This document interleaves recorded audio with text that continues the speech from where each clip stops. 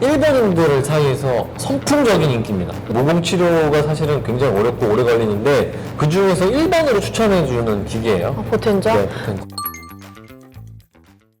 혹시 모공이 약간 스크림처럼 흘러내리는 듯한 그 모공 보신 적 있으세요? 전 있거든요. 약간 코 쪽, 그리고 볼 쪽, 여기 모공들이 특히나 처진 느낌. 그게 아마 나이가 들면 들수록 한 해 한 해 지나면 지날수록 내 모공이 동그랬는데 왜 오이처럼 변했지? 왜 길쭉해지지? 늘어지기 때문이래요. 사실 모공은 뭐 우리 원장님도 말씀을 해주시겠지만 없앨 수는 없대요. 저도 진짜 없애고 싶었는데 없애는 게 아니라 늘어진 모공을 조이는 거, 타이트닝 하는 게 그나마 효과적인 방법이라고 하는데 요즘 그렇게 모공에 관심 많은 분들, 그리고 여드름 흔적이라든지 흉터 자국이라든지 전반적으로 피부, 특히나 모공 관심 많은 사람들이 포텐자라는 기계를 굉장히 주목하고 있다고 합니다. 포텐자라는 기계는 어떤 기계인가요, 원장님? 이전 영상의 실펌과 굉장히 유사한 미들 RF 미세침 고주파 장비예요. 미세침이 들어가면서 피부에 거기에 고주파 에너지를 이용해서 같이 치료를 하는 거거든요. 그래서 미세침 고주파 그 장비인데 어떻게 보면 포텐자가 지금 굉장히 대표 주자예요. 몇 차례 업그레이드를 계속 걸치면서 굉장히 많이 좀 성장을 한 그런 기계고, 오늘은 포텐자의 강점, 그리고 포텐자로 할 수 있는 시술들, 그런 것들을 좀 소개를 해드리기로 하겠습니다. 포텐자의 그럼 강점이 무언가요? 이게 포텐자가 가장 좋다라고 하는 점이 어떤 걸까요? 이전 실펌의 영상에서도 간단히 소개는 했지만 이제 미세침 고주파잖아요. 그래서 두 가지 지금 팁을 제가 가지고 나왔는데, 안쪽에 이제 미세침이 보이죠. 그래서 이런 팁을 이용해서 이제 치료를 하는 거죠. 그리고 이전 편에 이제 신우정님이 찍으셨던 그 영상에서 본인이 제일 좋아하는 시술 세 가지 중에 하나가 MTS 엑소점이라고 하셨잖아요. 그죠? 아주 좋아합니다. 그 MTS가 기반이 되는 역할이에요. 그래서 MTS라는 거는 결국 리듬링을 얼굴에 해줌으로써 이제 얼굴의 전반적인 좀 리주브레이션, 재생을 좀 촉진해주고 하는 그런 원리인데, 그 리듬링을 하면서 고주파 치료를 같이 해준다 라는 그 장점이고, 신유영님이 말씀하신 것처럼 뭐 모공이나 여드름, 흉터, 그 외에 다른 것들이 굉장히 많이 적용이 돼서 오늘 인터페이스를 간단히 첫 화면만 보고 설명을 좀 드리겠습니다. 네. 굉장히 빠르네요. 빠르죠. 로딩 시간도 별로 안 걸리고, 자, 첫 화면에 한 10가지 항목이 나와 있어요. 영어의 낙자인데 여드름, 모공, 다음 편 설명해드린 펌핑 팁, 이번 다음 편 2탄, 기미, 홍조, 피부 재생, 리주비네이션, 링클, 잔주름, 타이트닝, 리프팅이죠. 사실상 굉장히 범용적으로, 제 기억에 1년 넘게 전에 찍었는데 실펌을 우리끼리 뭐라고 찍었냐면 깍두기라고 찍었어요. 깍두기. 누구한테나 갖다 붙여도 좋다. 좋다. 그래서 사실은 누구에게나 해도 돼요. 사실은 제가 저번에 이제 티타늄 편에도 흑인종이나 피부도 어두운 사람들 하면 안 된다 했는데 절대적 금기가 없습니다. 요즘 근데 MZ들은 깍두기가 뭔지 몰라요. 먹는 깍두기인지 아니까요. 다른 단어로 그럼 말하자면 뭐가 있을까요? 한번 생각해보세요, 선생님. 뭐가 있을까요? 어디 붙여도 괜찮은 거. 그럼 넘어가겠습니다. 이렇게 여러 가지가 있는데 니들도 타입이 굉장히 많다고 들었거든요. 지금 오늘 그럼 설명해 주실 니들은 어떤 니들인가요? 치료 범위가 굉장히 많고, 핸드피스라고 하는데 이 시술하는 핸드피스도 세 가지고 니들 개수도 굉장히 많아요. 그런데 오늘 소개해드릴 거는 기본적인 범용 팁 N25라는 팁이고요. 니들이 몇 개인가요?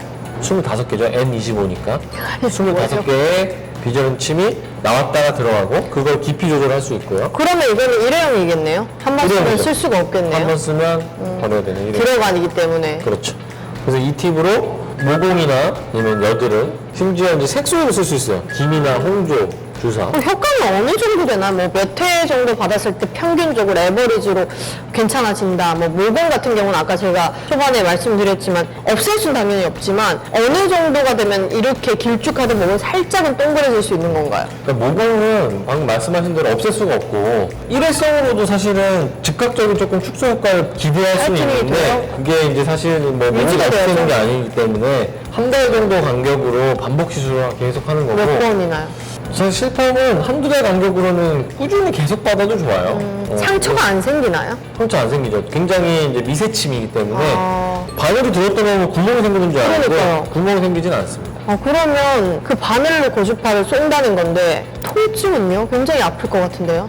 실펌이 되게 아프잖아요. 그렇죠. 그래서 그 들어가는 깊이를 이제 조절을 할 수 있는데 기본적으로 모공 치료나 뭐 여드름 치료, 흉터 치료하는 깊이는 상당히 아프고 눈물 찔끔 날 정도 통증이 있고 아, 그리고 이제 붉은기나 아니면 팁 자국이 또 한 3일 정도의 회복 기간이 있어요. 그럼 팁이 어느 정도에 들어갔냐에 따라서 그럼 통증이 다르다는 거죠? 맞습니다. 그럼 김이나 이렇게 색소에도 쓴다고 하셨는데 색소에도 효과가 있긴 한가요? 그렇죠. 아무래도 이제 미세침 고주파를 그 색소 병변에다가 자극을 해서 어떻게 보면 이제 색소의 개선을 위해서 치료를 하는 거라서 뭐 모공이나 여드름 치료의 깊이보다는 김이나 홍조 치료할 때는 좀 얕은 층으로 들어가는 특징이 그럼 있고 두 가지를 동시에 받아도 돼요? 여드름, 흉터, 그리고 기미, 색소 이런 걸 그럼요. 같이 동시에 할 수도 있죠. 있나요? 중간에 시술을 하면서 이제 그 길이 조절이나 고주파 에너지 조절을 해서 치료를 받으실 수 있기 때문에 동시 치료가 가능합니다. 그럼 이 시술은 고주파인데 같이 받으면 안 되는 다른 시술들이 있나요? 뭐 리프팅하는 어떤 시술과 받으면 안 된다든지 혹은 주사가 들어가는 시술과 받으면 안 된다든지 그런 게 있을까요? 아니면 이온토, 뭐 비타민 관리를 먼저 해야 된다든지 그런 순서나 같이 병행했을 때 조금 아프거나 안 된다는 시술이 있을까요? 같이 병행했을 때 안 되는 시술은 없는데 사실 초음파 리프팅이나 아니면 고주파 리프팅을 하고 포텐자나 이렇게 미세침 고주파 시술을 받으면 항상 마지막에 맞죠. 왜요? 왜냐면 제일 어떻게 보면 침습적이니까 바늘이 들어가니까. 나오고 하고 나서 바로 자국이나 이런 회복 기간이 필요할 정도의 그 피부 상태가 이제 되니까 기본적인 다른 시술들 레이저나 이런 것들을 먼저 하고 예를 들면은 토닝을 먼저 하고 뭐 초음파 리프팅을 먼저 하고 그다음 마지막에 포텐자를 합니다. 지금 포텐자가 나온 지가 어느 정도 된 거죠? 굉장히 오래됐죠. 시간이 지나면서 이렇게 하나하나가 업그레이드 되면서 이제 개선이 된 지금 최신 장비고 포텐자가 일본인들 사이에서 선풍적인 인기입니다. 다음 편에서 한번 그 일본인들이 제일 좋아하는 그 포텐자 포텐자의 시술 모드를 한번 소개를 해드리겠습니다. 원장님 병원은 다국적으로 오고 특히 또 일본인도 많이 오니까 더 많은 분들이 받고 있으시겠네요. 특히나 모공 때문에 진짜 고민이 되게 많이 되시는 분들이 많으실 텐데 저도 사실 코 쪽 모공은 고민이 많이 됐거든요. 그럼 한번 받아보면 사실 어느 정도의 축소 효과는 있겠네요. 모공 치료가 사실은 굉장히 어렵고 오래 걸리는데 그 중에서 1번으로 추천해주는 기계예요. 포텐자? 네, 포텐자. 진짜 마스크 때문에 내가 몇 년간 마스크 쓰면서 좀 모공이 늘어진 것 같은데 그런 느낌이 있으시다면 실판보다는 실판 받는데 그닥 효과가 없었는데 하시면은 포텐자도 괜찮을 것 같습니다. 그래서 오늘은 기본적인 이제 포텐자로 할 수 있는 그 시술들 그런 시술들을 간략한 소개를 했고 다음 시간에는 난 한국에 나는 한국에 포텐자를 받으러 간다 라고 할 정도로 일본에서 선풍적인 인기를 끌고 있는 펌핑 팁을 소개를 해드리겠습니다. 네, 그럼 저희 여기서 일단 인사드리고 2탄으로 찾아오겠습니다. 감사합니다.